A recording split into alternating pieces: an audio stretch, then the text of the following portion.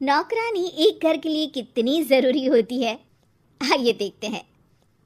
अरे बहू, ये देख, सारा साबुन बर्तन में रह गया। ये नौकरानी कोई काम नहीं करती, गंदा काम करके चली जाती है और ढेर सारा पैसा ले जाती है।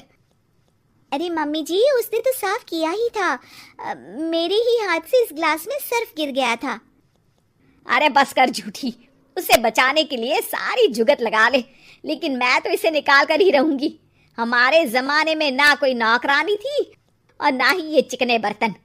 चूल्हे के जले बर्तनों को राख रगड़ कर साफ किया करती थी मैं। अरे माँ जी, मैं कहाँ बचा रही हूँ उसे।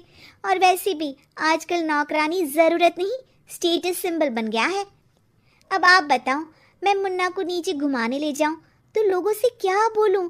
झाड़ू पोछा खुद लगा रही हूँ। लोग सीधा यही पूछते हैं कि कौन सी नौकरानी काम कर रही है तेरे घर पर। अरे बस कर, ये भी कोई बात होती है?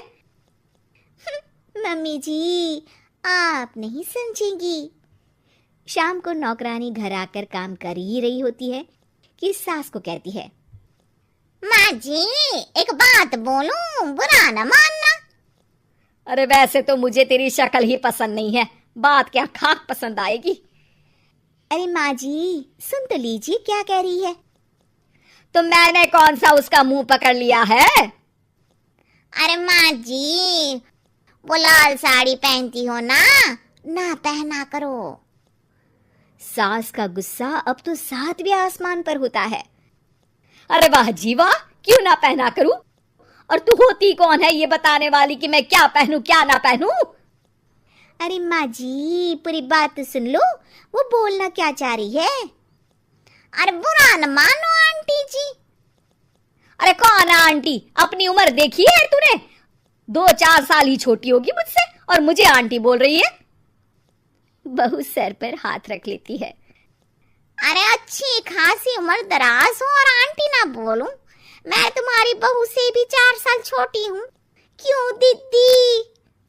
बोलती भी क्या, एक तरफ सास यानी पति की माँ, तो दूसरी तरफ नौकरानी जिसके बिना घर का काम नहीं चल सकता। वो दरअसल माँ जी की शादी भी बहुत जल्दी हो गई थी ना। अच्छा ये झगड़ा छोड़ो, ये बताओ तुम माँ जी को लाल साड़ी पहनने से क्यों मना कर रही हो? वो ना, इनकी उम्र की सारी औरतें सोसाइटी में इनके लिए बात करती हैं कि तुम्हारी सास बुढ़ी घोड़ी लाल लगाम है। बहू को ये सुनकर गुस्सा आ जाता है। अरे वाह वाह, कौन बोलता है जी? खुद क्या है यहाँ की औरतें, बाल सफेद लेकिन टाइट जींस और कोई कुछ भी पहने। अरे पहनना हमारा निजी हक है, किसी को कुछ हक नहीं बनता कि वो मेरी सास के लिए कुछ बोले। मैं आज ही जाकर माँ जी के लिए लाल जींस लेकर आऊंगी, फिर देखो कोई क्या बोलता है। अरे चुप लाल जींस। अरे सुन नौकरानी की बच्ची, जाकर बोल दे उन लोगों से कि उन लोगों की तरह मैं उड़ती नहीं फिरती हूँ घर बार छोड़कर। अपने बच्चों और नाती पोतों में मन लगाती हूँ, ना कि सारा दिन ताश के पत्तों में आंख गड़ाकर 3 पत्ती खेलूं। नौकरानी वहां से चली जाती है। वैसे बहू, नौकरानी के क्या फायदे हैं ये तो पता नहीं, लेकिन सबसे अच्छा तो ये कि पता चल जाता है कि कौन किसके लिए क्या बोल रहा है। सोसाइटी में तेरा नौकरानी रखने का इरादा बिल्कुल ठीक था। अगले दिन उन लोगों के घर की बेल बजती है। बहू दरवाजा खोलती है कि सामने कुछ औरतें खड़ी होती हैं।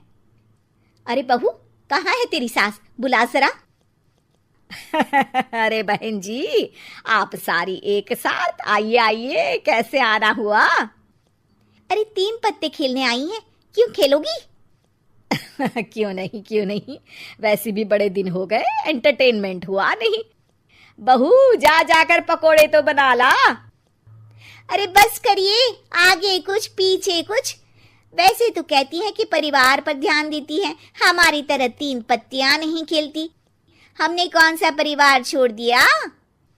सास सक पका जाती है।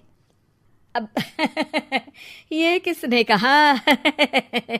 मैं तो कहती हूँ कि मैं भी थोड़ा बाहर निकलूं। आपने ही तो कमला नौकरानी से ये सारी बात की थी। सास और बहू को अब सारी कहानी समझ आ जाती है कि सोसाइटी की औरतें क्यों भड़क रही हैं। माफ करिए आंटी, मैं छोटी हूँ लेकिन फिर भी पहले तो आप लोगों ने माँ की लाल साड़ी का मजाक उड़ाया था ना। हाँ हाँ उड़ाया था, लेकिन उससे पहले तो तुम लोगों ने हमारी जीन्स के बारे में बात की थी। अरे क्यों ना पहने हम जीन्स, तुम्हारे पैसों की थोड़ी ना है। सास और बहू सर पकड़कर बैठ जाती है। देखा बहू, ये खेल कर गई तेरी नौकरानी, यहाँ की बात वहां तो वहां की बात यहाँ। दोनों किसी तरह औरतों को समझा बुझाकर घर भेजती है और कसम खाती है कि नौकरानी को नौकरानी ही रहने देंगी।